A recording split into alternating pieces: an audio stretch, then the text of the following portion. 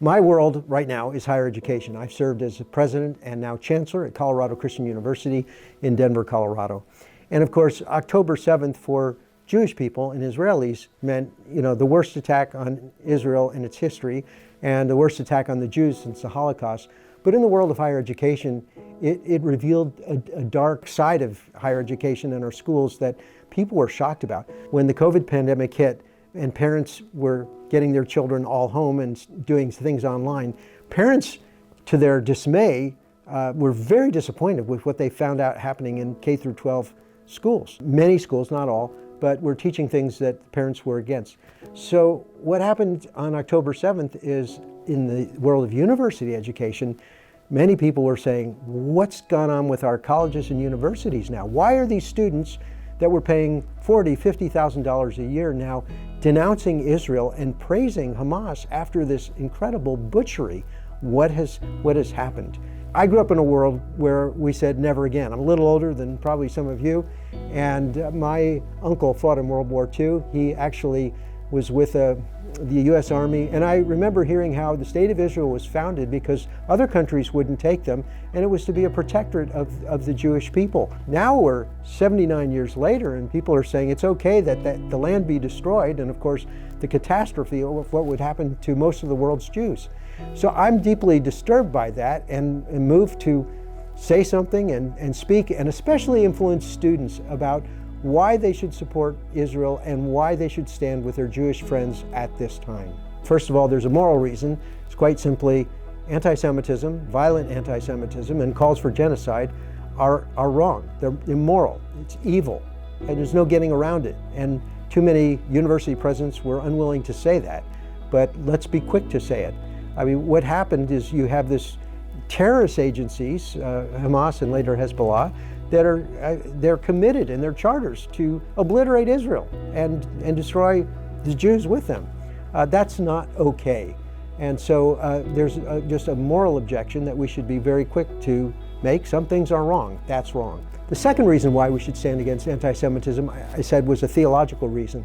And I said, you don't need to get into all the details of eschatology to find this out. Just go to Romans chapter 11 in the New Testament, and Paul talks about how God's calling on Israel is irrevocable. The gifts and the calling are irrevocable. Has God rejected his people?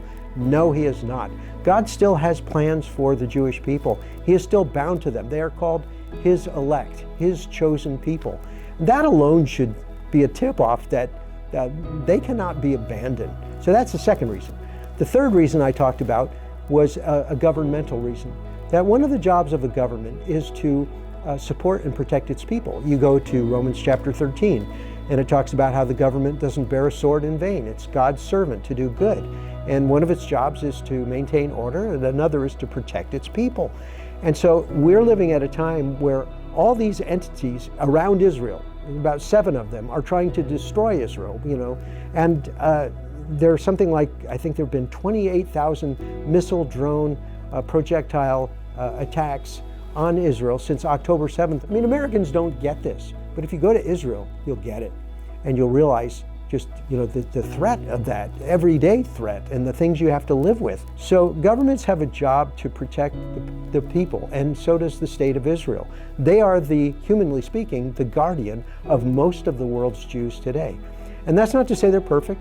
And yes, it's a secular state, but in God's providence, he has allowed them to come back to the land, regathered them, and that's where they are. Then I talked about a third reason why we should stand with Israel, and I said it's a geographical reason.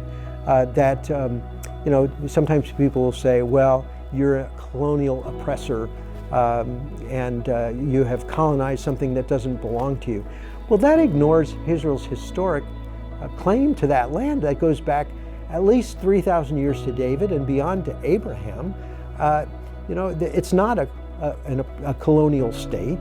They were the inhabitants that God promised the land to. I find it rather striking that people miss that fact. But then there's a hypocrisy in people who make that charge, because often they'll point the finger at Israel and they'll forget that Islam is actually a much greater colonialist power. Where Islam went, it conquered, and then it says it can never be anybody else's. Wow. Look at history. be careful when you make that claim. Then fourthly, I said there's a civilizational reason why we should support Israel and the Jewish people, and quite simply because they have brought so much blessing to the world. You might recall Genesis 12:3, I believe it is, where God says, "In you all the families of the earth will be blessed." And one of our friends here was talking about all the technological gifts that the Jewish people have given and all the Nobel Prizes. But I said, go back even further. You know, it was the Jewish people that brought monotheism to the world. I mean, through God's revelation, which brought sanity to the world, saying there's a unified existence. We can know things. They brought the idea of human dignity to the world. They brought the idea of there are two kinds of freedom: freedom under God, freedom apart from God. One is the way of life, one is the way of death. They brought the idea of covenant to the world, the basis of social order. There are just so many gifts like that that they gave, and I enumerated many of them.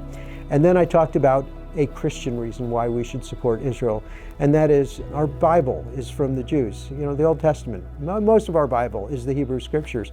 And in the Hebrew Scriptures, we learn all the key concepts to understand the New Testament. We learn about creation, fall, redemption, the making of a new heaven and earth. I mean, there's so much that's there. We would have no Joseph, no Mary, no Jesus if it wasn't for the Jews. And so Christians forget the Jewish foundations of their faith. And so for all these reasons, I think Christians should be sympathetic to Israel and, of course, supportive to their Jewish friends, especially at this time. I believe we're at what I call an Esther-Mordecai moment. You know, it was Esther and Mordecai who lived when Persia was going to destroy the Jews. This has happened many times through history. They were going to wipe them out. And it was Mordecai who would not bow to Haman. He would not bow, and to the relativism that Haman represented. And it was Esther who courageously spoke up. And I said, we are at a Mordecai-Esther moment, both of them, you know, and we need to stand and speak at this time, because who knows that we were born for such a time as this. One of the biggest things that God has done in my life to give me a burden for Israel and the Jewish people is reading the Bible. You know, I try every year to read through the whole Bible. And if you haven't read the Bible thoroughly, please do, both Testaments. But I would direct you especially to the book of Esther, because it's not just a book, it's a pattern that you see all through history. I would recommend you to Psalm 83 to read about what's really behind anti-Semitism. I would recommend that you read Romans chapter 11. So reading the Bible. The second thing was traveling to the Holy Land. I've had the privilege of leading about 5 tours and teaching on location at different sites. And you just realize what a special place. It's so tiny, but it's a very special place where very important things happened. But in the last 2 years, I actually took a trip to Israel, 2 trips. I was invited by some Jewish friends. And in that trip, we did some amazing things. We went up to the border of Lebanon and into some of the villages right on the Lebanese border. And we were given a tour of some of the tunnels that Hezbollah has dug into Israel to plan for its invasions. And it's really sobering when you see how close that all is and how threatening that is. And you look over the wall and you see signs saying 1,000 jihadis are coming to Jerusalem. I mean, there's an intention on the other side, and it's not a nice neighbor or neighborhood. And then this past summer, I was down near Gaza and went to the Nova site, and I was talking to survivors of the October 7th attack and listening to them and hearing about what happened. And that all deepened my love for Israel and the Jewish people as well, and my desire to stand with them at this time. My final word is especially aimed at young people. You are the future. We love you, but think, read, become biblically literate, and do not fall for the poisonous anti-Semitism that is being promoted. And you need to think Christianly about this, and instead of taking this in, be a blessing to your Jewish friends. Be one of the greatest blessings in their life.